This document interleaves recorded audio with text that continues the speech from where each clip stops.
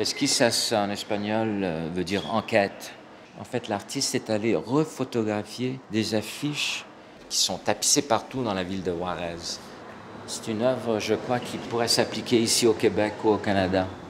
Nous, on a fait quand même une étude sur les disparitions ici au Québec. On pensait toujours que le Québec n'était pas touché. On est touché, justement. On dit 1200 femmes autochtones disparues assassinées. Ça équivaut à 8000 Québécoises, 30 000 Canadiennes. Wow.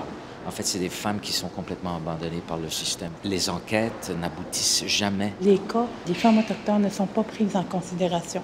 Le système de justice ne va pas bouger. Donc maintenant, ce sont des familles un peu comme ça qui vont faire leur propre recherche, leur propre battue. Et qu'est-ce qui se passe d'après vous? Excusez-moi de vous interrompre, mais qu'est-ce qui se passe d'après vous? Pourquoi il y a un arrêt systématique?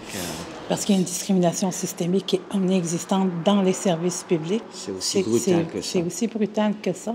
On s'est toujours demandé, est-ce qu'on fait face à la traite des femmes?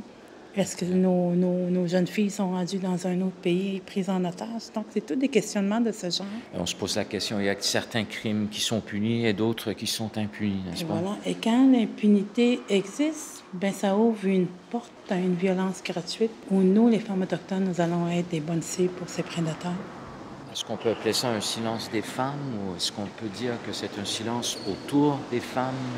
Il y a un silence total et une complicité à ce silence.